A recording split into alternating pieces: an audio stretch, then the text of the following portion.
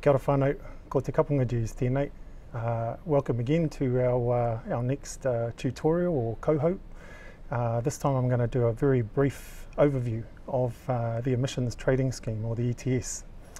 There's no way that I could condense talking about all of the ETS in a 5-minute coho, but I'm going to talk a little bit about it and then really relate what's important in the ETS as ngai Māori. Nā reira. The ETS is a marketplace that was set up by government. Won't go into the detail around it, but under the auspices of the Kyoto Protocol. And it's a way of transferring cost from emitters of carbon, likes of petrol stations and the refinery up north and electricity providers, in transferring the cost of carbon that they emit into the atmosphere across to the people who sequester carbon, or forest owners, or things like that. There's a lot of detail that's underneath that, but effectively it's just a method of transferring carbon from emitters to those who can sequester, in a nutshell.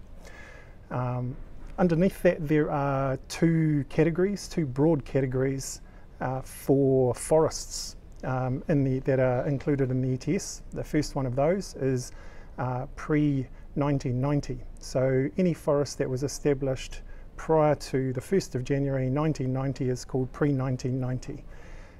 Generally speaking, any pre-1990 forests don't attract any benefit in terms of carbon sequestration in the emissions trading scheme. That's simply a timing issue, because that was the time that we decided we would put a stake in the ground and say anything prior to that date doesn't receive any emissions, and anything post that date can, provided it wasn't in a forested state on that date. The other category within there is the post-89. Post-89 is the forests that are established on clear land post the 1st of January 1990. That's why it's called post-89. These are available to go into the ETS, provided they weren't in a forested state on that date. And herein lies the opportunity for Māori landowners. So what are those opportunities? To give a bit of context from a financial perspective, a carbon unit today is currently worth $65. A typical exotic forest grown for the purposes of harvesting would accrue roughly about 400 carbon units across its lifetime.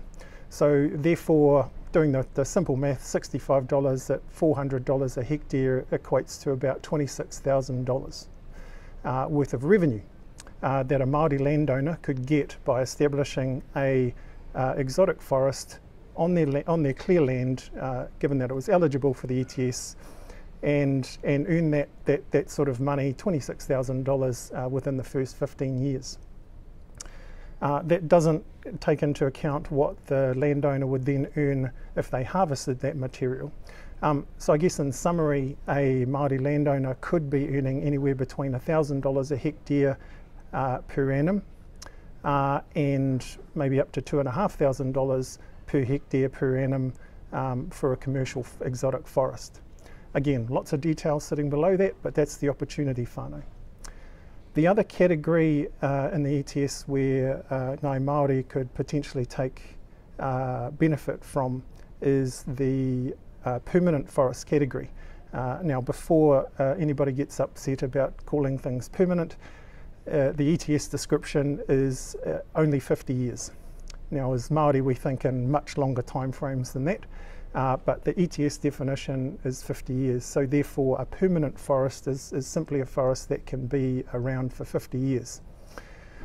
Now, a permanent forest established with exotic trees could, based on a $65 carbon price, earn up to $90,000 across a 50-year period.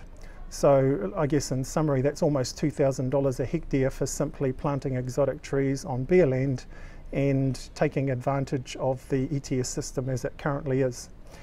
However, ngai Māori, we tend not to want to simply plant exotic trees and leave them. We quite like the idea of natives.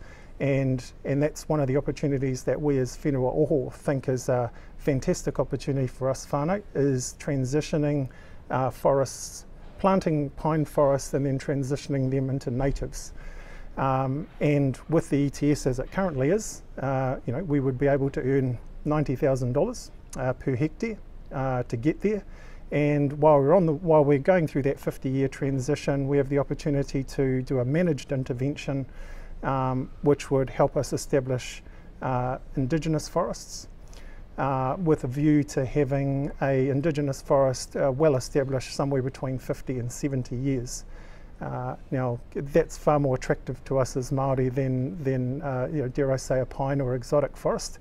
Unfortunately, natives don't attract the same amount of carbon units that exotics do, simply because exotics grow a lot faster.